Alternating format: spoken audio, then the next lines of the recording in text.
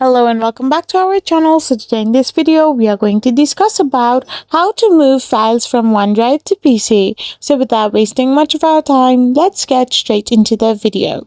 So to move files from OneDrive to your PC, you can simply download them individually. So simply open your OneDrive in your app or in a web browser. So once you do this, simply scroll through your files and select the file that you want to move to your PC. Once you've selected it, simply tap it on and you will get an option to download that particular file. Simply hit on the download button and in the top right hand side of the corner, you can see that that particular file is now being downloaded. So once the file is completely downloaded, you can simply tap on the location of that file and copy it or move it to the PC that you are currently on.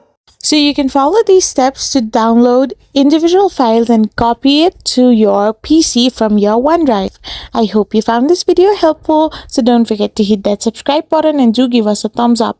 We will be back again with more informative videos. Thank you for watching.